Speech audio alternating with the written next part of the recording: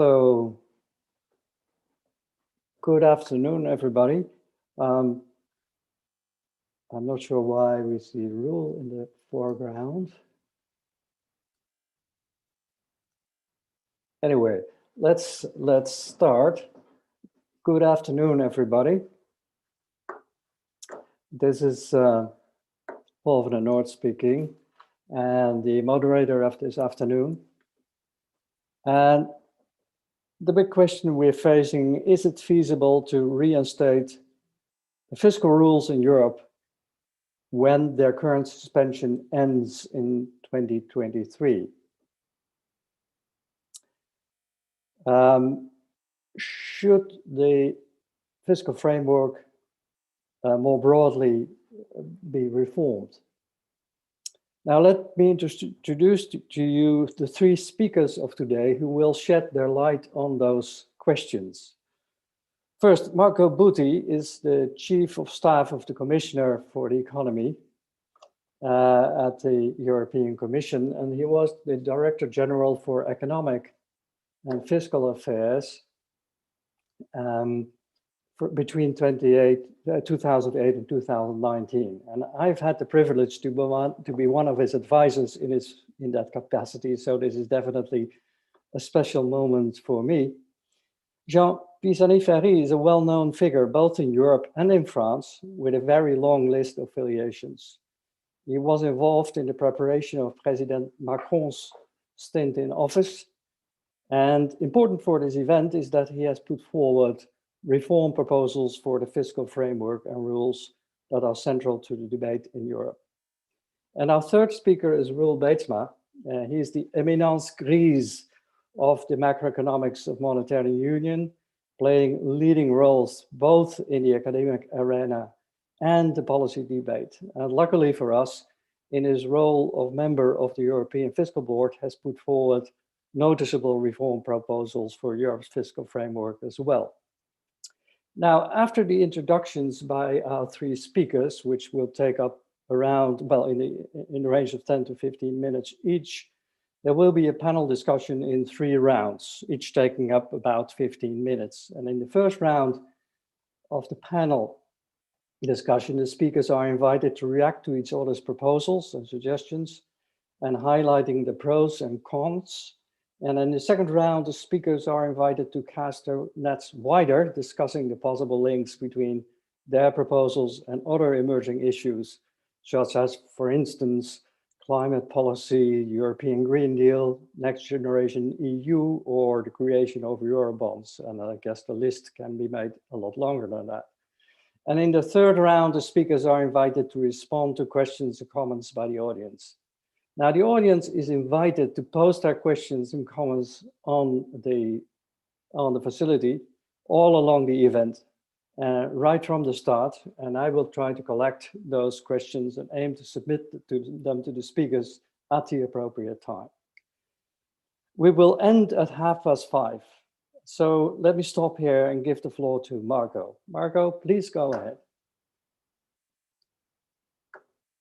Thank you, Paul. Nice to be with you. I mean, we're very good friends. Let's see, Paul, indeed, we worked together a number of years ago. I think, doing good work, and glad that you are here. You took the initiative for this seminar, and welcome very much, Jean and Roel. We are in contact with them on a very frequent basis. So great to be here to discuss all together. Now, I'm not going to make any proposal myself, and actually what I'm going to do is to try to set the scene for the debate, so that it gives you a little bit the perimeter, both in terms of process and content, and you'll see how well the proposals by Jean and Roel fit within that perimeter or outside, or they may also consider maybe what the perimeter I'm drawing is not relevant at all and has to be reshaped in different ways. Up for debate, obviously. Now, before getting to the content, let me just outline for a moment the process. we launched the discussion, the public discussion on the review back in February 2020. Not the happiest date, I have to say, because as soon as the communication by the Commission outlining, let's say, the main questions on the review, it was not even dry, the ink, that we had to put things in the drawer and deal with yet another existential crisis, I mean, the pandemic. So basically, we put the discussion aside. We activated the flexibilities within the pact to respond to the pandemic, and we, did what everybody knows in terms of trying to steer the European economy through this very difficult, unprecedented crisis. So this was really a type of unknowns that was hit us, and I think there is a lot to learn from. I think the way we responded to this crisis here, compared also to how we responded to the financial crisis after the Lehman Brothers 2008 collapse, and actually what I'm about to say, it tries to bring in some of these elements. Now, you have heard also the President of the Commission in the State of the Union about 2 weeks ago announcing that the Commission would relaunch the public discussion, and that is going to take place in the course of October, with, let's say, some sort of input. Not ready to tell you exactly what the paper would be, but something which would relaunch the public consultation. We wanted to have initially, and I think it's important now, a broad discussion. So in a sense, the webinar of today is in a sense an ex-ante contribution to the type of discussion that we would like to have. This would last, let's say, the next few months, and in the course of the first half of the next year, the Commission would draw the lessons of this debate, of these proposals, and indicate a bit how we would bring it forward. So that is going to be, and that is going to take place in time for the round of recommendation, which always takes place in spring after the spring forecast of the Commission. So that is the timeline, and in that context, we will decide also whether to come up with legislative proposals, interpretative proposals, or other forms, depending on our judgment based on the discussions, depending also on pronouncements by member states. And we know that we have undergone just an election in Germany a couple of days ago. We are going to have the elections in France in April 2022. So the ground on the political side is moving. And in your own country, Paul, I mean, we still do not have a proper, stable interlocutor because of the government is not there. So now, this is basically the process. Now, on the content, I have 2 slides which I'll try to share. Okay, the first one is this one. I hope you can actually see it. If you can confirm it, that would be great. Can you see the slide? I can see them. Okay, fine, good. Thanks a lot. So basically, what I'm trying to do in this slide here is to summarize in brief the way we approached the review when we launched back in February 2020, and how we see things now in the light of the pandemic. So this is the first slide. The second slide you'll see in a moment. I think I'll try to, in an even simpler way, to outline a bit what kind of implications not only the pandemic, but the response, the policy response to the pandemic will have for the debate on the fiscal rules. So the key issues, you see it on the left-hand side here, were basically 5. And this was what we had in the review in 2020. We had 3, but I put it under fiscal behavior issues. One is how to deal with public debt. The second is how to deal with, let's say, the quality of the public finances, in particular, let's say, investment. And third, how to make fiscal rules more counter-cyclical. 2 issues were more on, let's say, under the governance hat. One is, how to tackle the issue of the over-complexity of the rules.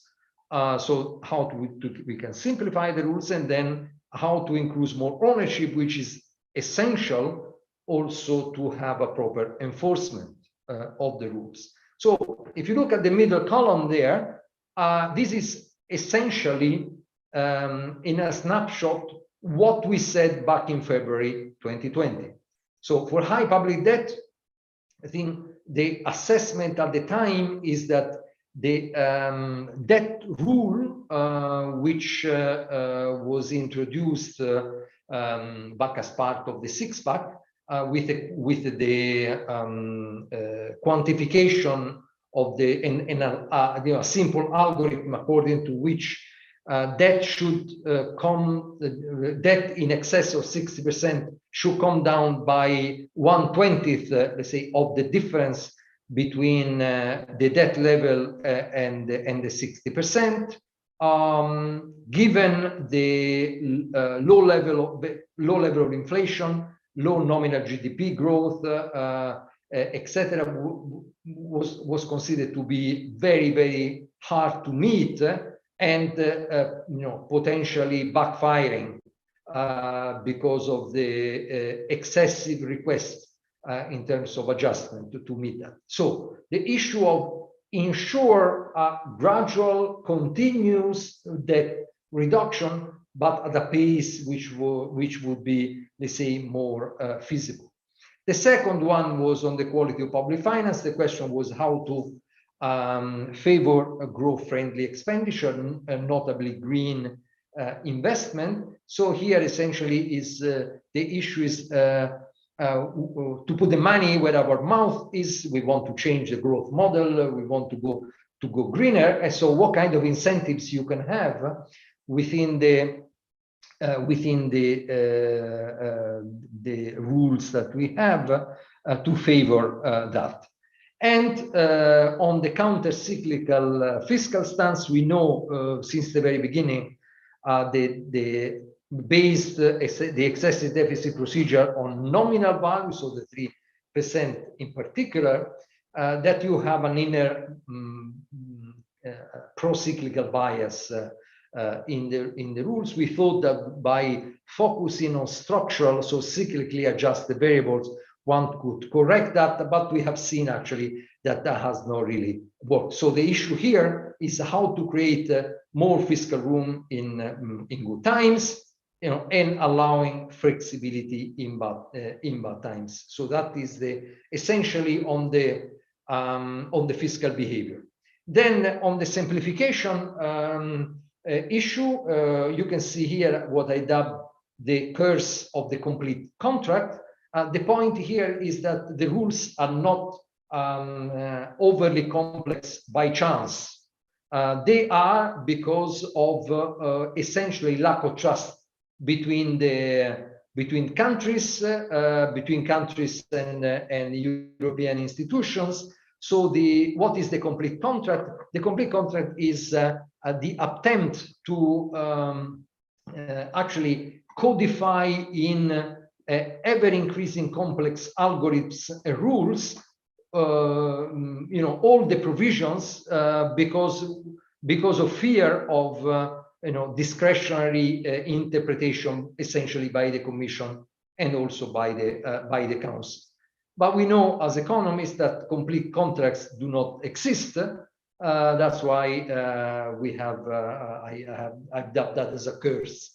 And there is clearly a trade-off in this between discretion and complexity, which one has to deal with. So that is the fact remains that what we have, because of this lack of trust and attempt to over-codify everything, we have ended up with a system of rules which are extremely difficult to understand, and there are, you can count on maybe the fingers of one hand how many know the in and outs of the working of the Stability Pact the way it is now.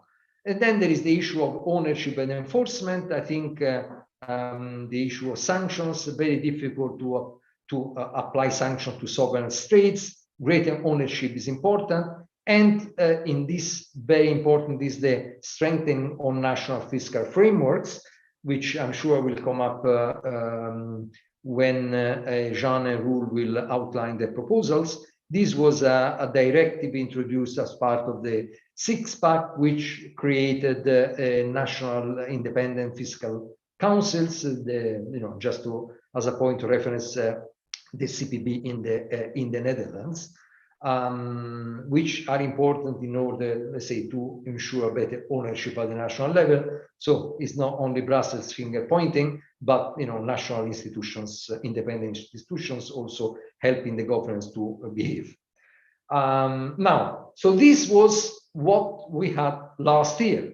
Fast forward to today, and the issue comes: what is the assessment now, considering the pandemic? Basically, back in February 2020, these were the lessons coming from the handling of the global financial crisis, sovereign debt crisis in Europe. Now the lesson comes from adding yet another quasi-existential crisis like the pandemic. The first question is that, has the pandemic and the experience with that added other elements compared to this 3+2 that I have here? Okay, I think it's a legitimate question. My answer would be, I'm not sure. I would not think so.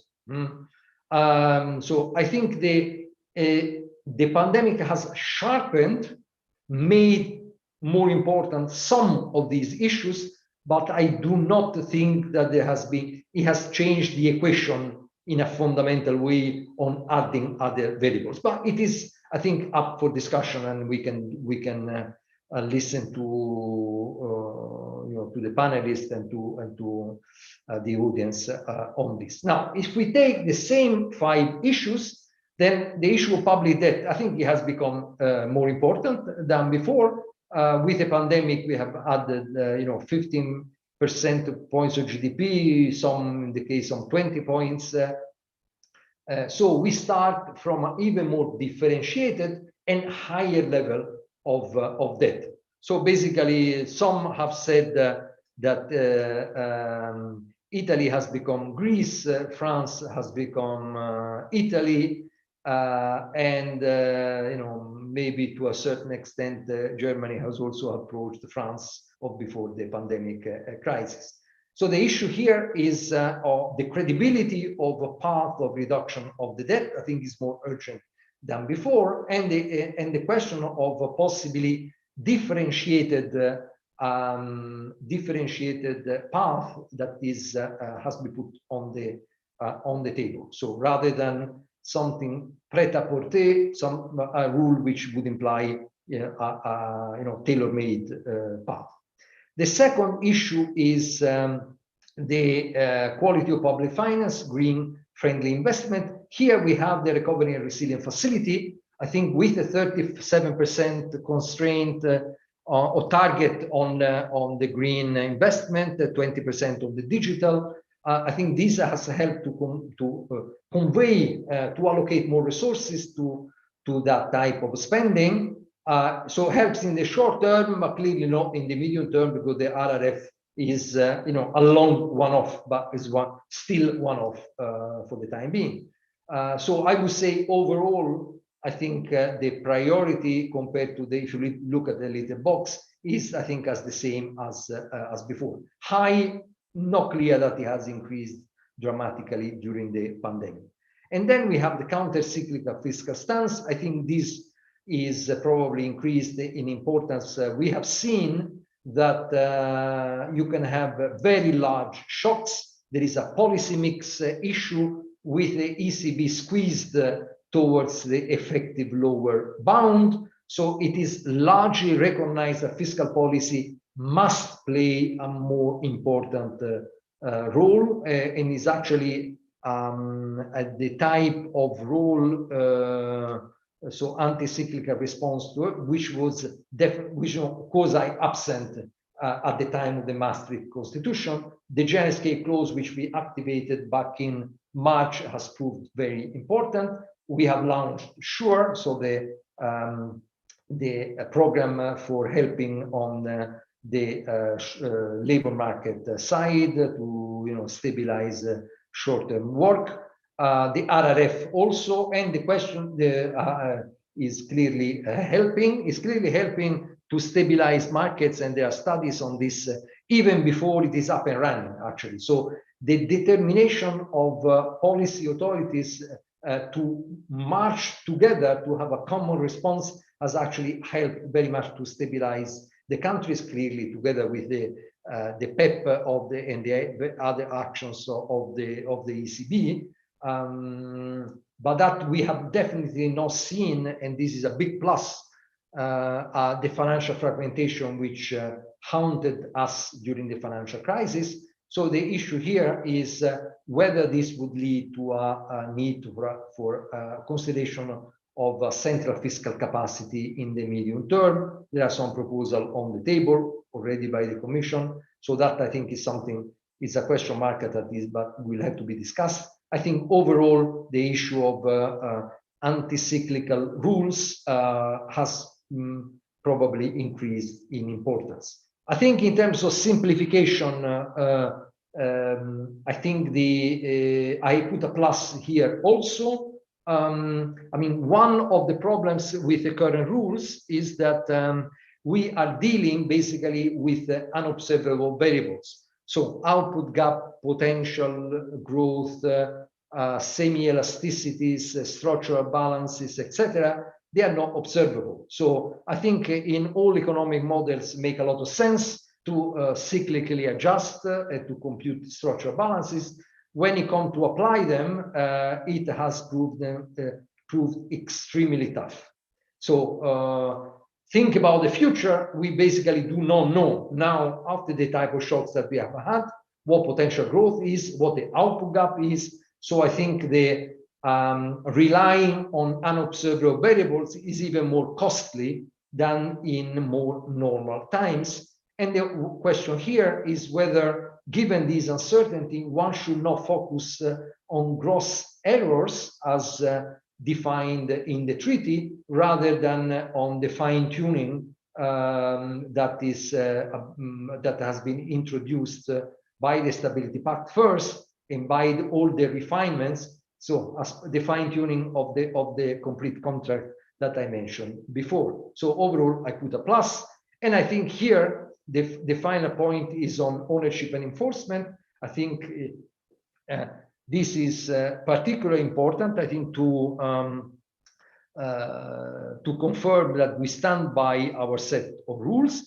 In particular, as we will have at a certain point to exit after the general escape clause and to go back to a sense of normality. And one has to discuss what normal will mean after the pandemic. And here the issue of centralized versus decentralized implementation has been put forward, and I'm sure Jean will tell us on this. So this is I think, the perimeter, the way I define it. And then I have very quickly here, we did not have only the crisis, we had also an important agreement, so the recovery and resilience facility, and what implication does that have for the stability and growth pact potential reform? Okay, the first one is trust. I think trust is absolutely key in everything we do in Europe. Lack of trust was at the basis of the complexity of the rules. I think having now been in the implementation phase of the RRF with the RRPs, actually many of them already been assessed by the Commission, proposed for adoption and adopted by the Council. Even difficult cases, Italy, Spain, etc. I think all this is helping, I think and hope, to recreate trust. So I think this would help also in general terms when we come to the discussion on the fiscal rules to move away from ideological corners. This is absolutely essential because in these countries they tend to paint themselves in the corner, and that does not help the dialogue.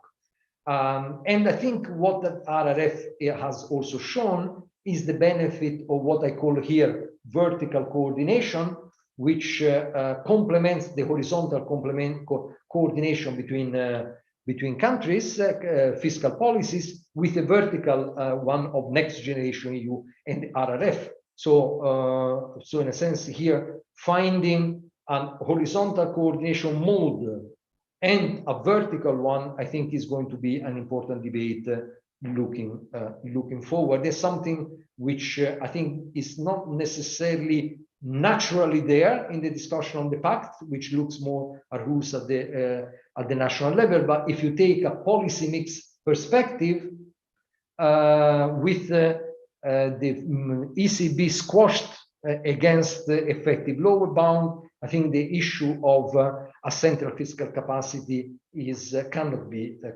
avoided. So recreating trust, I think, is the first point. The second point is that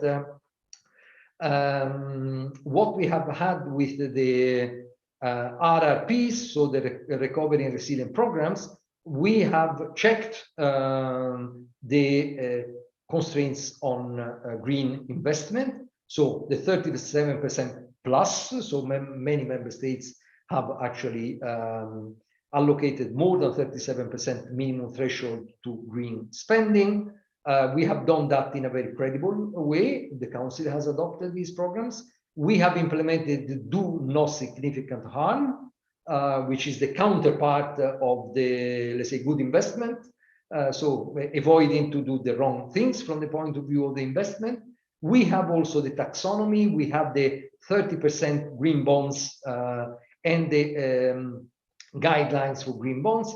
I think this will all help to tackle a typical criticism that, okay, you want to have more green investment, then member states will classify as green investment anything. And you have the classic greenwashing, which is a serious criticism and a serious problem with moral hazard. I think having this infrastructure and having applied this check on the green investment as part of the RRF and RRPs, I think we can fend off this more easily this greenwashing criticism.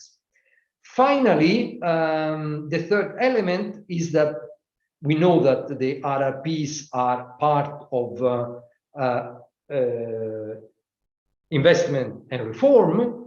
They both, if properly implemented, will help in terms of potential growth. This is the Y star there. And so that will have a denominator effect. In the past, when we have applied the rules and we have come to the estimates of potential growth, we were very reluctant, including, I mean, the Commission, to actually factor in reforms in the estimate of potential growth, because the key issue was, okay, well, you promise reforms, we believe you, you're a nice guy, but who tells me that you are actually implementing them?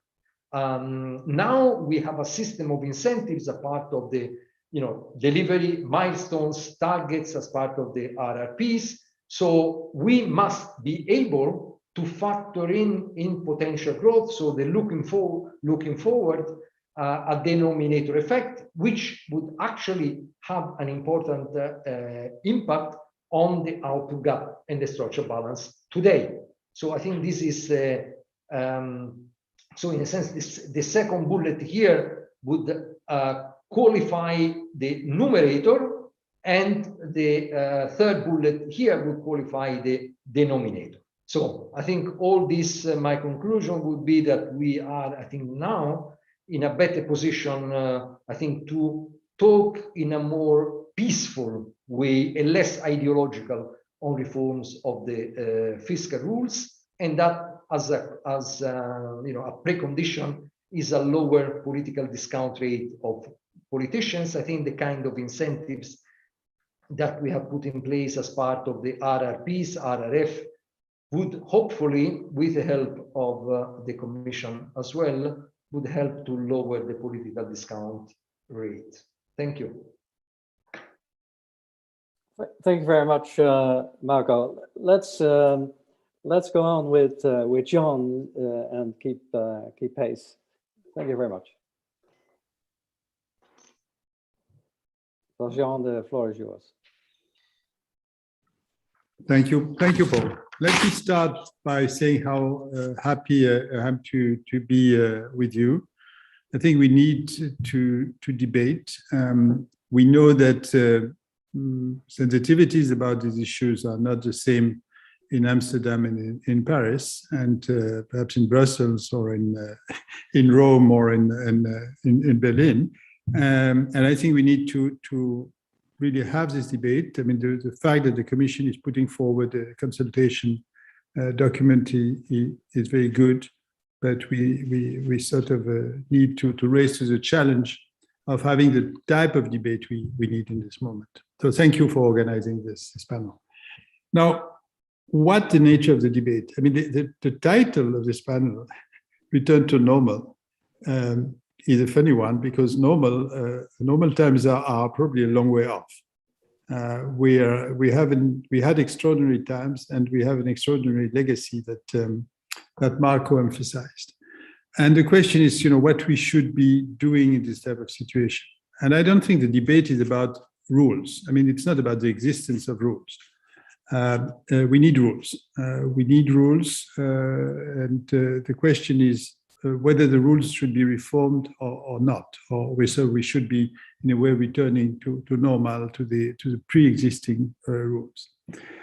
And here I think the view of those who say we should be returning to the old rule is essentially a credibility argument. We had those rules for a long time. Those rules, they're known, or they're known to a certain extent. They basically were negotiated. They went through all this process of being implemented, rightly or wrongly.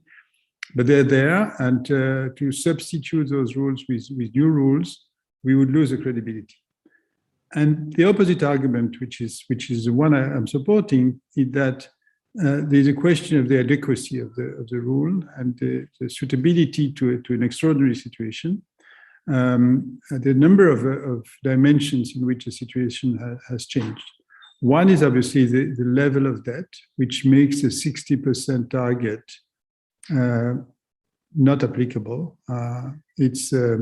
It didn't have a basis in the first place. I mean, we know that the economic basis for setting this target was extremely empirical, not to say weak. We knew that with very low real interest rate, real bond rates, the idea that the sort of proper level of debt should be something like 60%. Has lost the little empirical basis it had. But on top of that, we have the problem of how to apply this rule.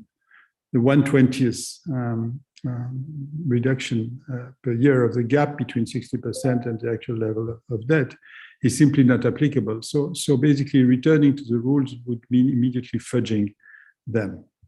The 3% is less perhaps subject to this kind of criticism.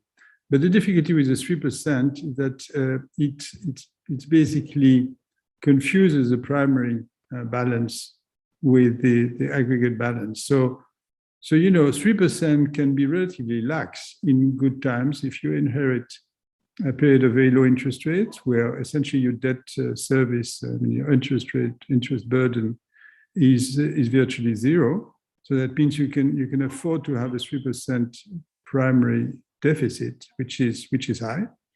And at the same time, the 3% can be constraining if you need to rely on fiscal policy for stabilization purposes. So I'm not sure it's a right type of anchor.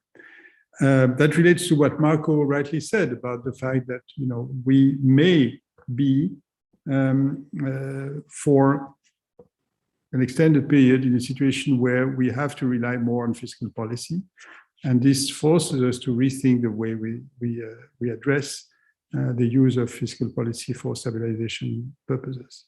So the macro philosophy, I think, has changed. Doesn't mean sustainability is not a concern. Doesn't mean fiscal dominance is not a risk. Those concerns that were at the core of the Maastricht Treaty remain. But we have to sort of balance them also with the fact that it's not only protecting monetary policy that matters, it's also making sure that monetary policy and fiscal policy can work in tandem in a situation where monetary policy reaches its limits or sees its effectiveness limited by the effective lower bound. So that's the kind of adjustment we need to make. So that's just for the justification to reform. And I think we have to again, with this question of credibility, to balance the risk of reforming with the risk of non-reforming. The risk of non-reforming is to have rules that have lost relevance, that have therefore lost legitimacy, and therefore that have lost credibility. So I'm not certain that credibility is on the side of non-reforming. Now, what are the reform directions? We have now a series of proposals on the table. They go from the one put forward by Blanchard, Leandro, and Zettelmeier, substituting rules with standards. So essentially qualitative principle and a new enforcement procedure that could be bypass the procedure of Article 126 and go straight to the European Court of Justice. That's sort of one extreme.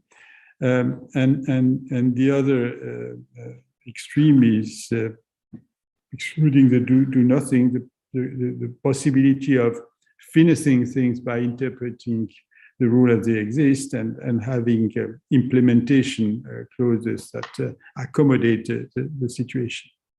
Or using the escape clauses, keeping the rule and making extensive use of escape clauses. I'm in favor, and that's a proposal I've put forward with Philippe Martin and Xavier Rago, of starting from the externalities we want to address. And the insolvency externality in a monetary union remains fundamental. We have to add to that the demand externality, which may lead to situations where we need to rely more on fiscal policy. But solvency is really at the core. The question is what can substitute the 60% target.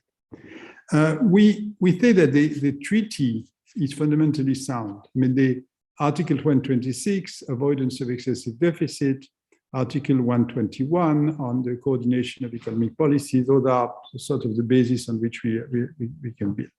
But the problem is with the secondary legislation that has been built on the basis of this treaty articles.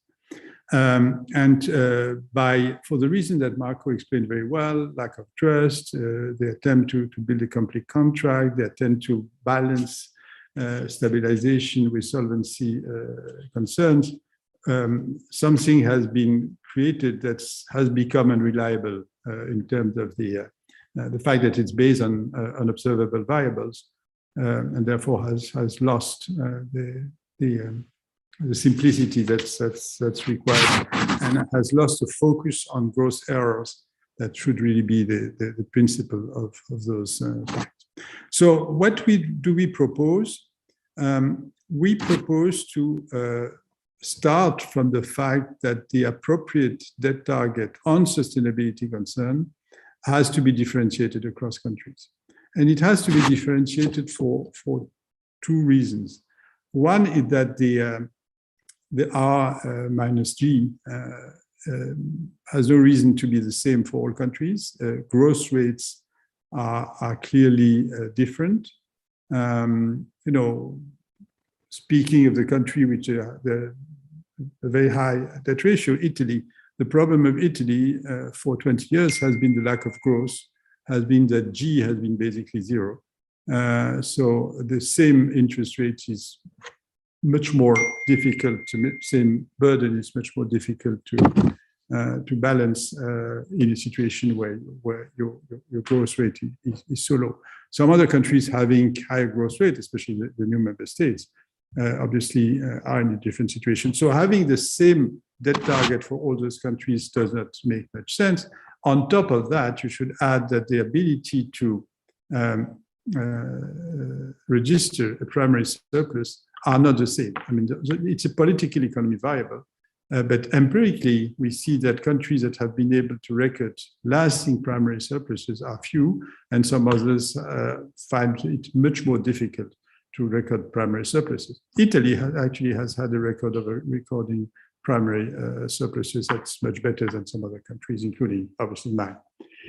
So that would be the reason for differentiating. So the question then is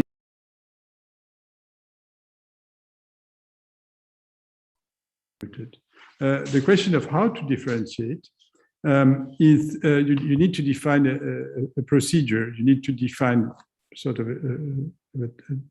a goal, a type of target and a procedure. So the target should be that the debt, the medium-term debt anchor, should depend on this difference between the potential growth rate and the interest rate, should depend on the ability to record primary surpluses, and should depend on the safety margin you want to keep. And the question is, who should set the corresponding debt target? We think that it should be the initiative of the government, because it's a medium-term policy anchor, and that should be, when a new parliament arrives, the new parliament should set this goal of reducing the debt, in most cases reducing the debt in the medium term to a certain level. And the question is, whether this target is prudent enough, is ambitious enough, and that should be assessed through a process. So we see a process that would start from the independent fiscal concept. So decentralization, as Marco said, requiring that the National Independent Fiscal Council, on the basis of a common methodology, common standards set by the European Fiscal Board, whose mandate would have to be changed in this regard, that it would assess whether the proposal by the government is prudent enough, makes sense with respect to the characteristics, the situation of the country. And that would give an advice. And then it would go through the procedures, the normal procedure of being examined by the Commission and being agreed or not by the Council. But starting from an assessment that's rooted domestically. And I think that's quite important, that we decentralize more fiscal discipline. And one of the problems with the fiscal rule we have is that in some countries they're perceived as being completely external, and they should be much more considered as something that matters from an internal point of view. So that would be the way, and the procedure of Article 126, so all the monitoring and all the setting of target, the excessive deficit procedure would remain, but would be based on this acceptance of the debt target, and then on the monitoring of the implementation of this debt target. That's essentially what we are proposing. I would have things to add on a few other things, but let's just mention them, and I think I can go back later in the discussion. One is all what can be done with as regards stabilization and the legacy of the Next Generation EU, or the Recovery and Resilience Facility that was mentioned by Marco. And the other thing is the green dimension. I think since we had all this debate on the fiscal rules, the green investment dimension has gained in prominence, and we have to discuss how it can be inserted in the discussion on the fiscal rules. I think that's an important dimension that was missing in the traditional discussion on fiscal rules. And finally, the small point to which I'd like to react, which is the issue of the monitoring of reform that Marco mentioned, and the higher credibility of the EU in the monitoring of national reforms. Thank you, and I'm sorry I've been long. Thank you, Jean. Let's continue with Roel. Roel, please, the floor is yours. Yes, thank you, Paul. Thanks for having me here. Let me just share my screen, if I can find what I want to. Okay, let me just go. So you also asked me to say something about the report that we wrote for the Dutch government on, how we see, from the perspective of the Netherlands, how we could see the EU go forward. And we also have something to say about fiscal rules. So I will say something on, how fiscal rules feature in this report. I can say that, actually I have two caps. One is EFB member and one was chair of the... We don't hear you very well. Right, okay, I will talk very loud. Is this better? Yes, it is. Yeah. Okay, so I have two caps. One is as chair of the committee and one as member of the EFB. But the proposals of the EFB that we've been making in the past, No, the rule is not better. It's not. No, at least for me. I think, Roel, if you speak closer to the microphone. Yeah, I'm already speaking very close to the microphone, but I have a new laptop and I have problems with sometimes with Zoom. Okay. Don't move your head. Okay, now let me do my best. So in this report, we say something about the fiscal rules, but it is broader than just the fiscal rules. It's let me say something why we wrote this report. It was ignited by the COVID crisis that that made existing vulnerabilities that have been built up more prominent. And there was a very intense discussion about the Next Generation EU. Also, the Netherlands. Many people were in Parliament were skeptical, and so we were requested to say something, to write this report. Now, what this report said is that the way we need to go, that is up to the politicians. But we said that take a broad political vision and a shared vision, and then make a consistent. So choose between choose policies from a consistent package. Now on the vulnerabilities. So chapter 2 in the report delves into the vulnerabilities. And I don't want to mention all of them, but what is important is that the vulnerabilities, that they interact with each other. And so, for example, to deal with climate issues, it's harder when public debts are very high.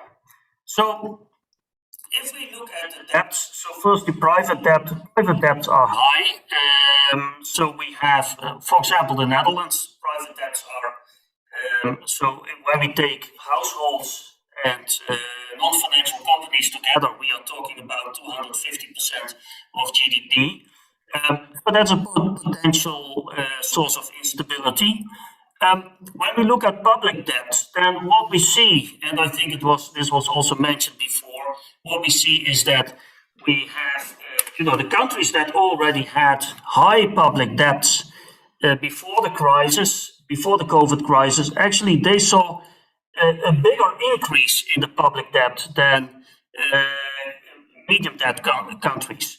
Now, just the figures here, they are constantly changing. So they have changed since we wrote the report. The report became available, went to Parliament in July. It is now being translated, and the translation should be available very soon. But these figures have been constantly changing.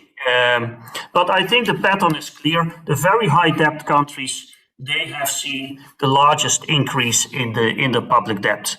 Now, in the third chapter of the report, we discuss all the possible policies with regards to growth, convergence, but also public debt. High public debt plays a very important role in the report.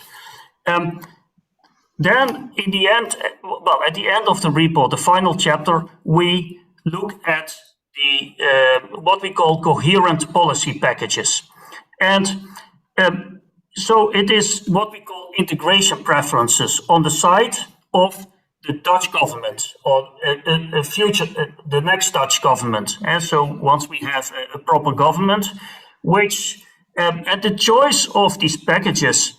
Of one of these packages has implications for how we look at fiscal rules. So we have a gradual package, accelerated, multi-speed, and more market if we don't believe in new arrangements, collectively financed.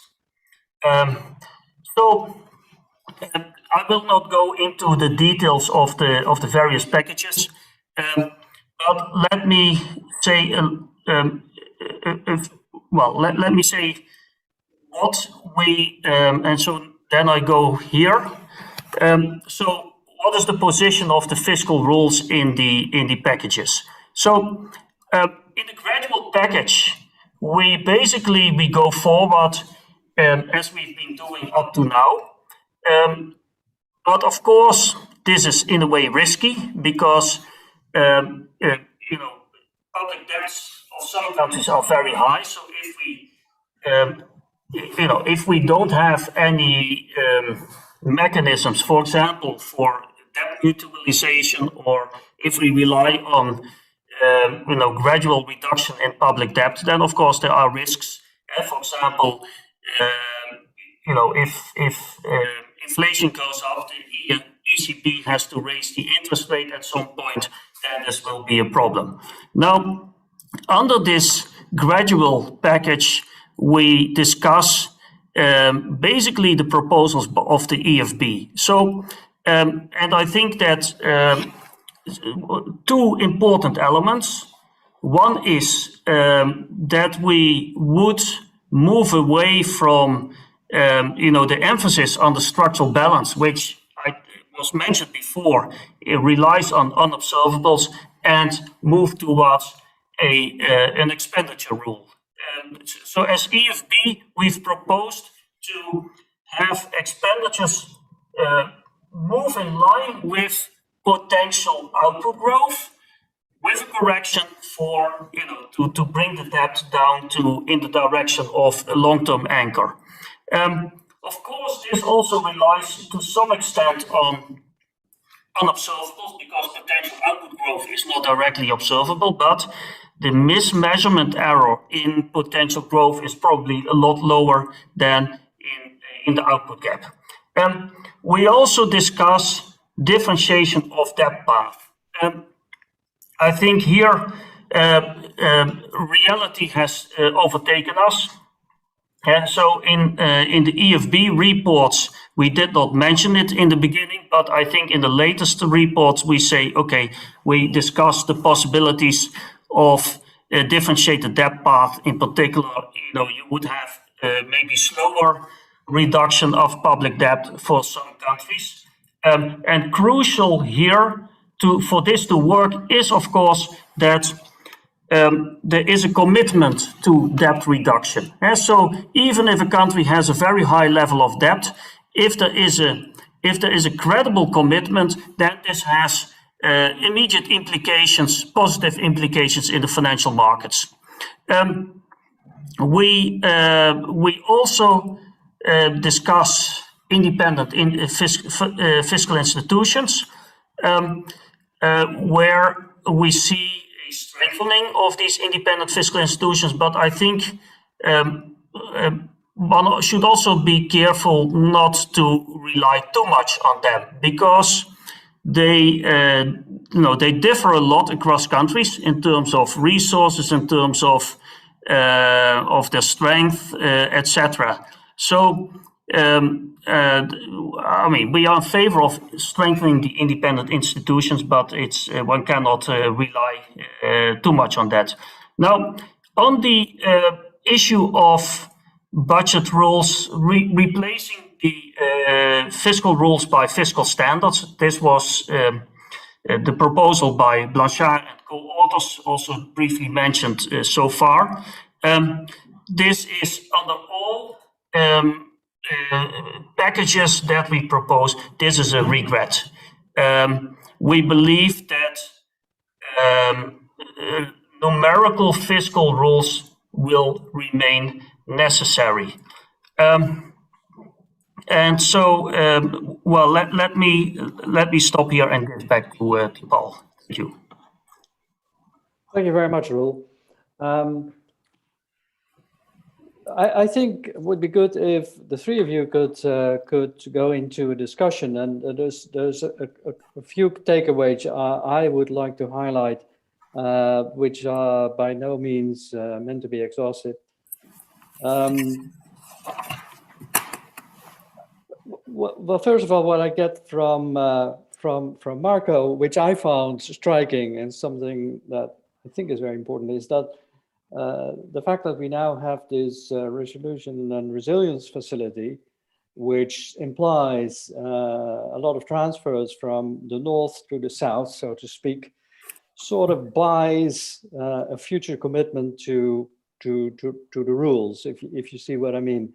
And so this is interesting from a political economy point of view, but aside from that, I wonder if whether indeed Roel and Jean indeed think that that is a major issue and would facilitate reinstatement of the rules in some shape or form. Now, turning to the shape or form issue, what I noticed is that whereas Jean puts the emphasis on redefining the debt anchor itself, it seems that Roel is more highlighting the need for refining the path towards the debt anchor without changing the debt anchor itself. So, and I'm wondering to what extent these two, which seem to be opposing views, are really opposing views, and what the rationale behind these two views are. So, but feel totally free to discuss anything you think is important. But those are some handles, perhaps. So whoever wants to come, maybe Marco wants to come in first because he has now heard the proposals by Roel and Jean and may want to respond. Okay, Paul. No, with pleasure, I can offer a few comments. Very good Roel that you had the slides, because we had terrible echo, and so we could follow you, but very just. Okay, now on Jean, let me say first of all that I think the approach on starting with assessing the externalities, I think, is a good one. And the externalities, as we know them now, after the financial crisis and after the pandemic are definitely different than the externalities that prevailed at the time of Maastricht and the Stability Pact. I mean, at the time, let's say one could dub it the Brussels-Frankfurt consensus at the beginning of the 1990s. So the issue was very much framed in terms of monetary versus fiscal dominance, and behind that was the reference point in the literature was Sargent and Wallace unpleasant monetarist arithmetic, the fiscal theory of the price level. You had Barrow tax smoothing arguments, etc. So it was basically the protecting monetary independence, so monetary dominance, went hand in hand with tying the hands of the fiscal authorities. And in a currency union, this was in a sense made even more relevant by the common pool problem that we are facing in a monetary union. Fast forward to today, I think the externalities are indeed different. First of all, I mean, I'm not saying that the issue of fiscal sustainability and fiscal solvency is gone. Actually, it would be a mistake to think so. But there has been this, what Jean mentioned, the demand externalities, which I think are important. And actually, one can actually argue that we have had a kind of fiscal dominance via the back door during the financial crisis, because fiscal policy did not help sufficiently monetary policy in dealing with the collapse in demand. So it was fiscal dominance out of excessive fiscal prudence, not the other way around that was the case of at the time of Maastricht. So I think this is something that is, I think, an important perspective. That's why I'm insisting on trying to look at the rules, taking into account the coherence with the, let's say, the policy mix issue, the effective lower bound. And every time Christine Lagarde comes to the Eurogroup, stresses the need for fiscal policy to play its role, and that goes back already with Mario Draghi since basically 2014. And here you have the policy mix perspective, and second, what I have called the vertical coordination between what you can do at the national level and what you could do at the central level, considering that. And here we have heard so many times from Wolfgang Schäuble, and I think he was right, that the more responsibility you give at the central level, then the more control will have to also be shipped to the central level. So if you do something, so you need the more you entrust a capacity to respond at the central level, the more you need to have enforceable rules at the national level. So there is a sense devolving of seniority in that. Now, on Jean's point on the debt anchor, I think the issue of differentiation is important. It is imposed by reality more than by a desiderata. So some differentiation will necessarily be there. I find that increasingly difficult to continue to do now what we have done in the past many years, which is try to argue that since the rule of the 1/20th was not enforceable, it was not applicable, it was self-defeating, that it would be met anyway, even though it was not met. And we had promise of credibility on that, which I think if you project them to the future, I think it would be very damaging for trust and the credibility of the rules. This being said, I'm wondering whether a fully decentralized choice would actually work. I mean, not having any point of reference at the let's say commonly agreed, and let it only to the member states to decide their path and their objectives, even though validated by National Fiscal Council, with, put in bracket, the criticism rule, which is actually a very legitimate one. These independent institutions, I think they play an important role. Actually, they have been very useful, but in a very differentiated way. In some countries, maybe they need it less, but they are basically not you know, they don't have enough grip.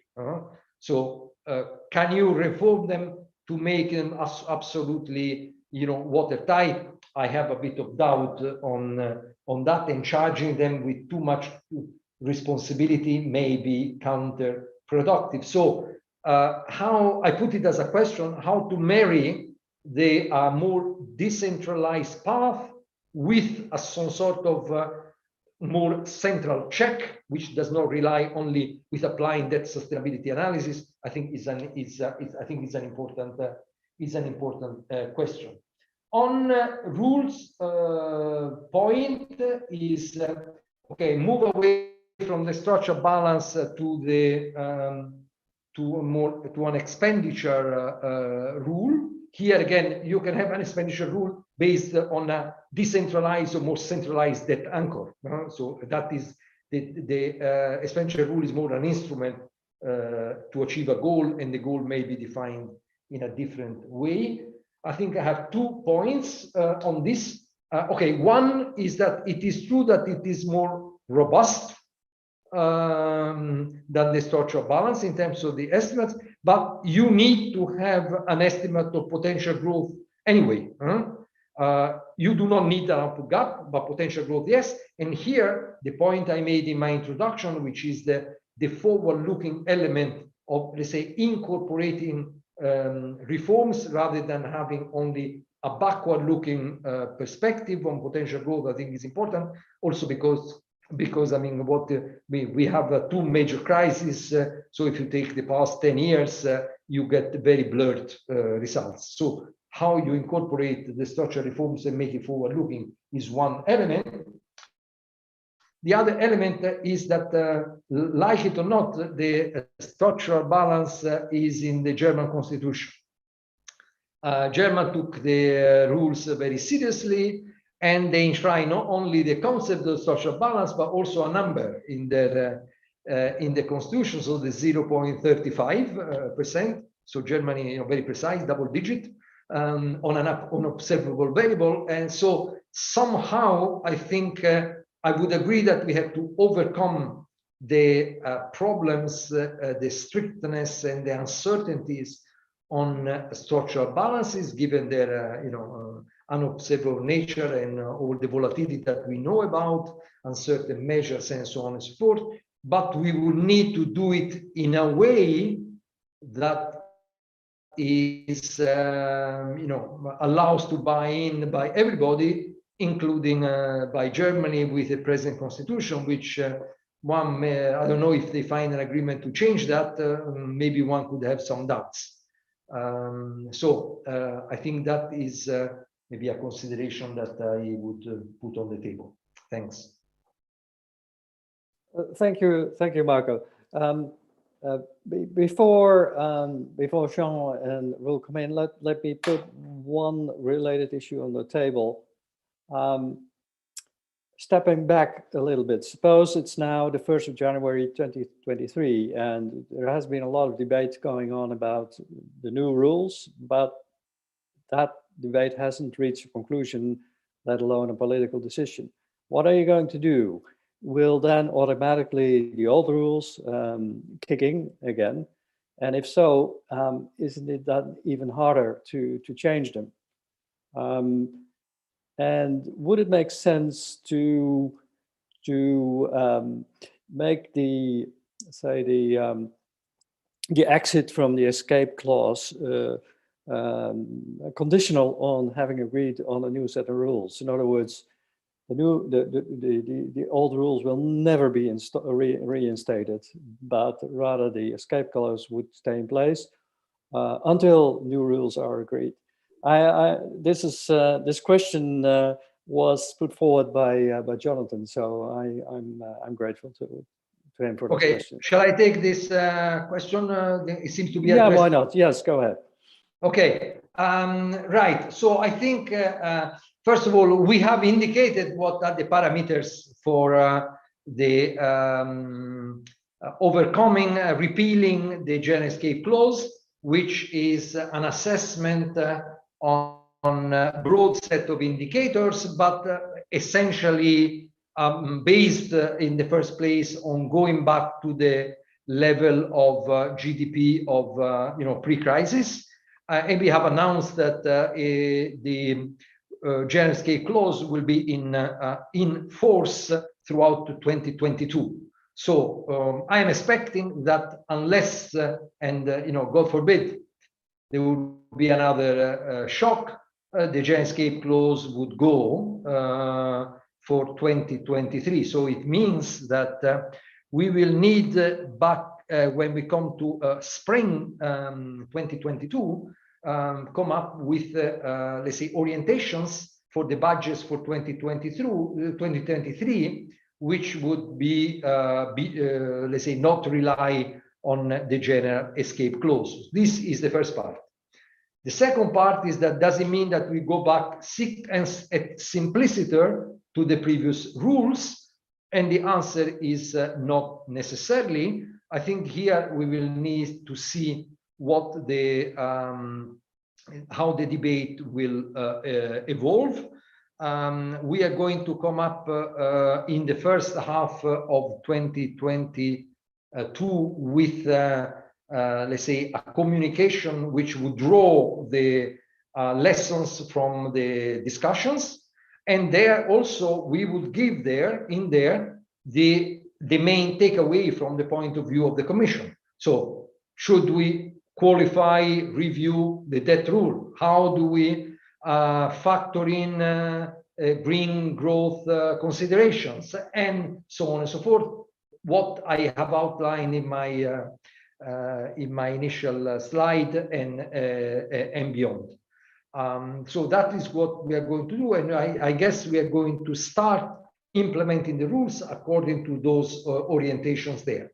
The experience with adoption of new rules, leaving aside treaty changes, which are definitely not in the cards, but there are two regulations which are which are the basis of the Stability Pact. 1466 adopted, which is the preventive arm, adopted by majority, and 1467, the articulating excessive deficit procedure, which is based on unanimity. We know that even if we work at an accelerated pace, if the Commission decides to put forward changes to the regulation, is going to take time. My feeling would be that once we have had our determination on where to go, we will start applying the rules according to the, let's say, to the new spirit of the rules themselves, even though they would not be adopted, the new rules adopted by that time. So this is a bit, I think, what we would do. But definitely, let's say, we are not going to have, and this is the final answer there, the general escape clause repealing would not be conditional on the let's say adoption or a consensus on new rules. Okay, thank you, Marcus. Sorry for this intermezzo. Jean, do you want to come in? Yes, with pleasure. I'll be quick on what Marco just said. I basically agree. I think it's very sensible to look for a political agreement that would then determine or inform the way in which the rule will be applied until a formal reform of the rule is implemented. Second, on the expenditure rule, I think we have a lot of agreement there on how to implement whichever debt targets are determined. The expenditure rule is not perfect, but it has the high quality of having reasonably good macroeconomic properties, stabilization properties, because there is a built-in stabilization in it. Second, to be much clearer in democratic terms, because if a government or a parliament announces, here is a nominal growth rate of expenditure we're planning for the next 5 years, that's something everybody can understand, and that's something everybody can monitor. Third, it preserves the possibility of making democratic choices, but basically, if you want to lower taxes, you've got to lower expenditure and vice versa. So I think it has a lot of merit. The point made by Marco on the differentiation and the question of whether differentiation should be completely bottom up or also a bit top down. I think there is room for balance there. What we are proposing in our paper is that all that is done on the basis of a common methodology. In our view, that would be prepared by the European Fiscal Board in consultation with the National Fiscal Council, so that they come up with basically common assessment methods that would certainly then influence the way governments set their targets, because they have to go through the filter of the National Fiscal Council.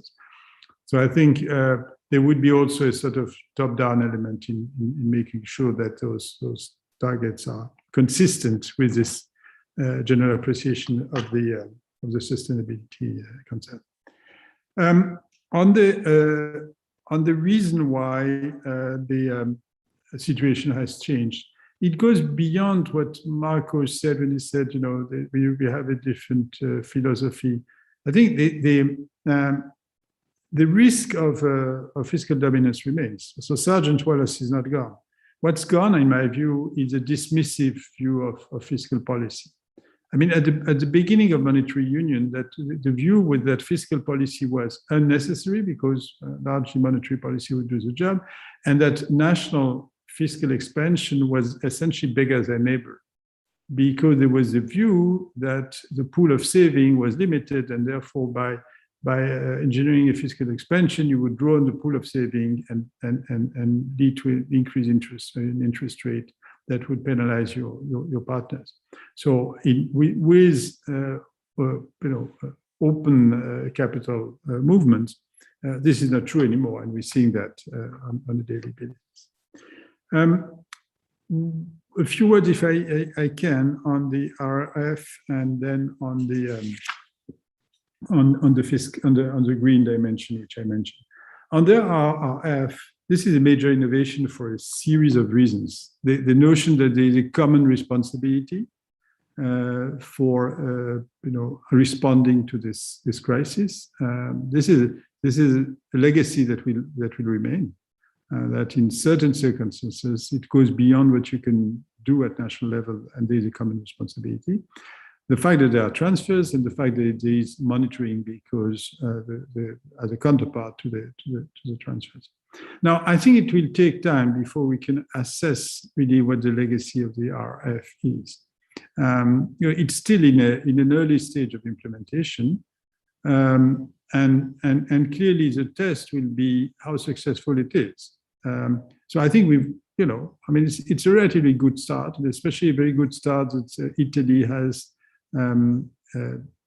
basically make the full use. Mario Draghi is making the full use in order to change track for its country, to put its country on a growth path by investing significantly in a number of reforms and a number of investment, human and infrastructure investment.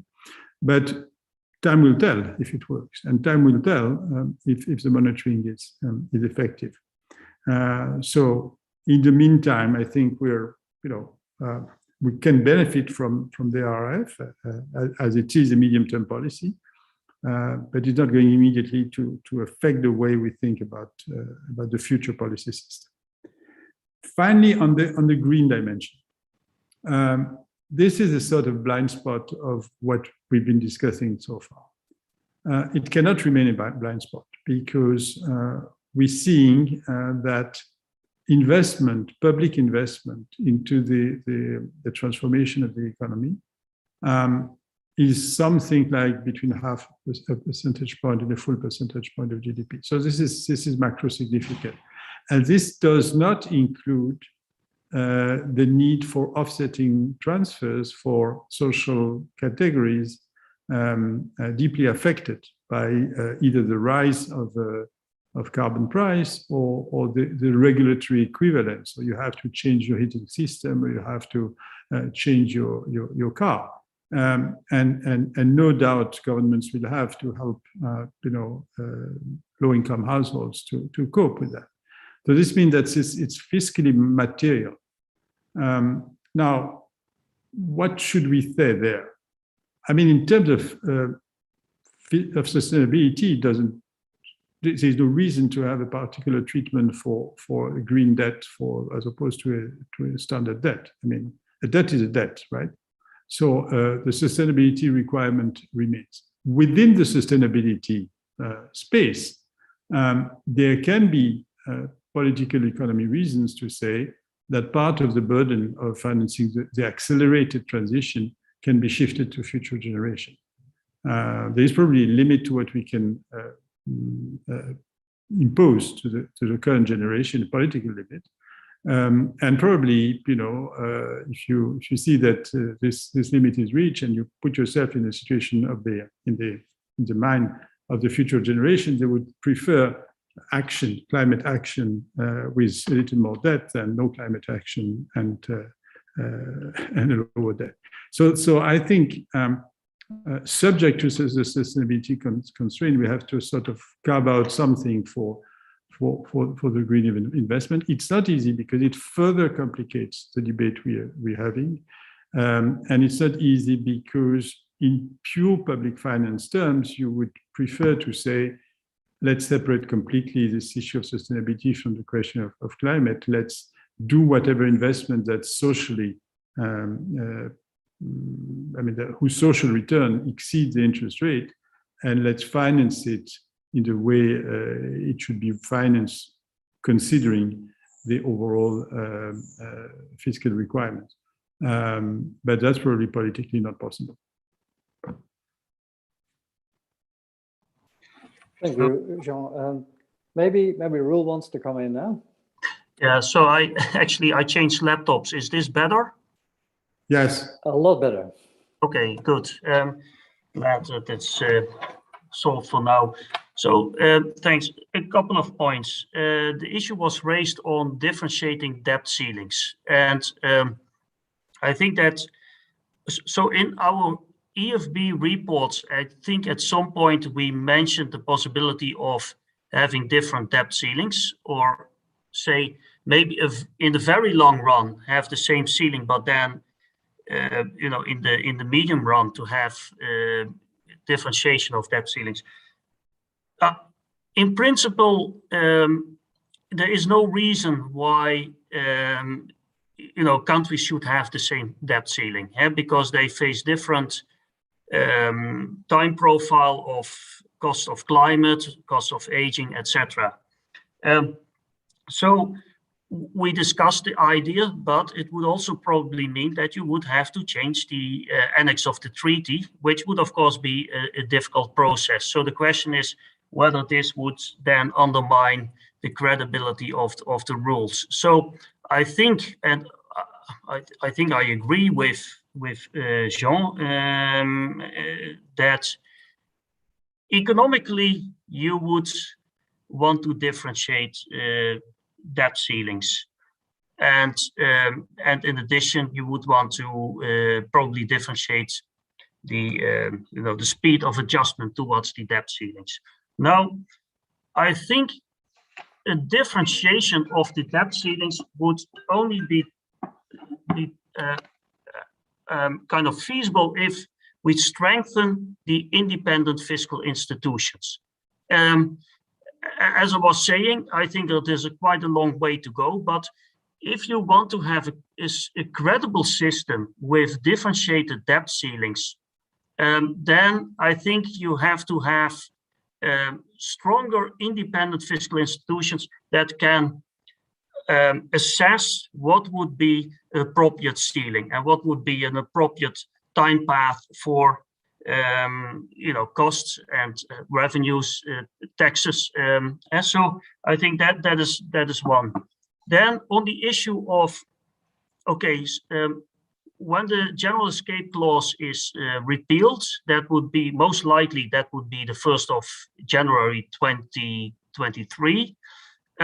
We will not have a new system of a revised system of the Stability and Growth Pact. So, first of all, it will be very difficult probably for countries to agree on a revised pact, because some countries prefer the flexibility in the current pact. Others, they fear more flexibility. So that will be a problem. But suppose that we have some, indication of where we will go in terms of a revision, then it would probably be best, once we exit the general escape clause, to already have the surveillance aligned with where we in the end would, where we expect to go. And because if we return to the old rules that have not been very credible, and we start with large deviations from the old rules, then that will undermine credibility even further. Now, finally, on kind of more broader on the next generation EU, I would also say the need for central fiscal stabilization. I think next generation EU, and Paul and Lorenzo Codogno, we've written about this. I think it's important that it is there, but the design was, in our view, not optimal, because individual countries construct their plans, and then in the end you have somewhat arbitrary configuration of plans that were devised at the national level. While I think that what is important is that EU funds are used to a much larger extent for investments that have transnational effects. So there is a huge need for upgrading of electricity grids, which are needed to transport the green electricity. There is a need for high-speed railways. There is huge investments are needed in hydrogen power, in the infrastructure. For an individual country, this is very expensive, and the individual country will not internalize the benefits. So I think here we have a missed opportunity. And so, in my view, when we are talking about a successor to the, to the current fund, then we need to have, the funds need to focus more on investments that individual countries would not do, and that have, pan-European, cross-border positive effects. So let me stop here. Thank you. Thank you, Roel. Yes, well, the latter point is, of course, dear to my heart, and that is a debate in itself. And unfortunately, time is up. But I think we've gone through a very rich list of issues. I don't think we are already at the point where we can say, well, here's a list of conclusions, because I think the debate will have to run its course. However, the direction where we are heading is pretty clear. We will have a set of new rules gradually coming into place, if not on the 1st of January 2023. In any case, we will be moving towards that. And in the meantime, the system of surveillance would be set up and aligned with that. I think that's a very positive development.